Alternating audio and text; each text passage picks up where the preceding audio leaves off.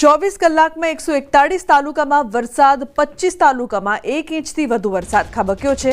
જૂનાગઢના માંગરોળમાં 3.5 ઇંચ વરસાદ નોંધાયો છે, તો જોડિયામાં 3.1 ઇંચ વરસાદ, જૂનાગઢમાં 2.76 ઇંચ વરસાદ વરસ્યો છે, તો વાપીમાં 2.48 ઇંચ વરસાદ વરસ્યો છે। ઉમરગામમાં 2.36 ઇંચ વરસાદ, તો ભચાઉમાં 2.1 ઇંચ વરસાદ વરસ્યો છે। ગોંડલમાં 1.81 ઇંચ વરસાદ વરસ્યો છે, તો જલાલપોર અને સુરતમાં 1.77 ઇંચ વરસાદ નોંધાયો છે। બીજી તરફ જૂનાગઢના ગિરનાર પર ગઈકાલે 2 કલાકમાં 1.5 ઇંચ વરસાદ ખાબક્યો છે। ભારે વરસાદથી દામોદર કુંડમાં ઘોડાપુર, સોનરખ નદી બની છે તોફાની, મોટી સંખ્યામાં લોકો ઉમટી પડ્યા છે દામોદર કુંડ, તો પ્રકૃતિનો આનંદ માણતા સહેલાણીઓ જોવા મળ્યા।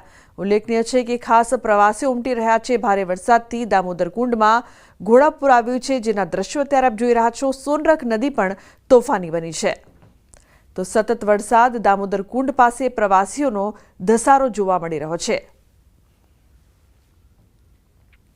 ગઈકાલે જૂનાગઢ જિલ્લામાં સાર્વત્રિક ધોધમાર વરસાદ નોંધાયો છે, જેમાં ગઈકાલે જૂનાગઢ શહેરમાં 1.5 ઇંચ વરસાદ પડ્યો છે। વંથલીમાં 1 ઇંચ, માણાવદરમાં 1/2 ઇંચ વરસાદ નોંધાયો છે, તો મેંદરડામાં 1 ઇંચ, કેશોદમાં 1.5 ઇંચ, માંગરોળમાં 3.5 ઇંચ વરસાદ, તો માળિયામાં 1.5 ઇંચ વરસાદ ખાબક્યો છે। જૂનાગઢમાં ભારે વરસાદ વચ્ચે પોલીસ ખડે પગે છે। જૂનાગઢ પોલીસની ટ્રાફિક શાખાના સ્ટાફ દ્વારા સરાહનીય કામગીરી કરવામાં આવી છે।